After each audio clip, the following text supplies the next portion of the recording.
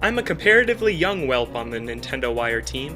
While many of my cohorts grew up with the old 2D, NES, and SNES eras, most of my youth was spent on the GameCube, which means I didn't really touch retro games until I entered my teen years.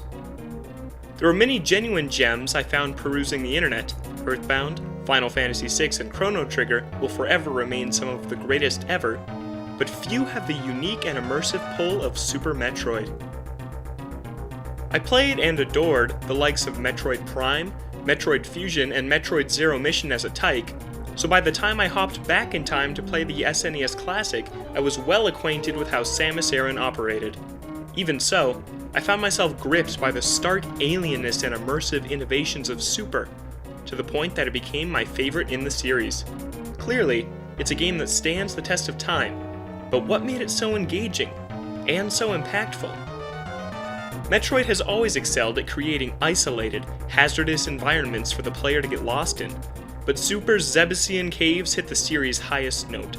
From the offbeat vibrancy of Brinstar, to the smoldering depths of Norfair, and the quiet dread of the Ghost Ship, or even the dreary, waterlogged Meridia, every single one of Super Metroid's areas instills a different sense of being alone in the wilds of an uncharted planet.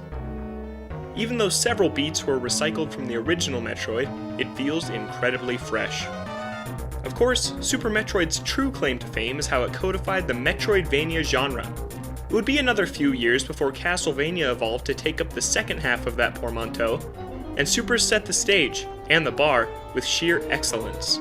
Through clever design decisions like the implementation of bombs, breakable blocks, and other tricks, the game hid a myriad of secrets within the catacombs of the planet, forcing the player to scrounge and scavenge to find every collectible. I was always a strategy guide enthusiast. It was rare for me to play through a game without a thick tome of direction at my side. Super Metroid was one of the first games with a heavy element of discovery that I played without a giant physical side, and in my search for answers, I was brought to game facts for the first time. I remember pouring through the thick, text-heavy walkthroughs on where I missed a missile tank, or how to shine spark correctly, or even about the various weird quirks and glitches the game holds, like moonwalking or the mock ball. While I didn't fully grasp the intricacies of Super Metroid's design the first couple of times through, in my recent playthroughs I've come to recognize just how groundbreaking and meticulous it is.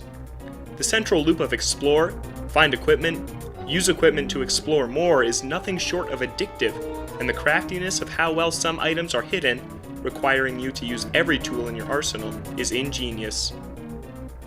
The crowning achievement of it all is sequence breaking, how certain upgrades can be skipped over entirely, assuming the player is skilled enough, allowing for crazy maneuvers that only the most skilled can pull off. No wonder this game is one of the most speedrunned ever. It was among the first, if not the first, to encourage players to test the game's own physics and internal logic. Some SNES staples don't hold water, but Super Metroid is one for the ages. I'm confident that decades from now, it will still be a landmark game, birthing a new genre and a new way of playing games almost single-handedly. It's one I come back to every couple of years, and each time I find some other little detail that blows my mind. Few games truly deserve the mantle of masterpiece, but Super Metroid is definitely one of them.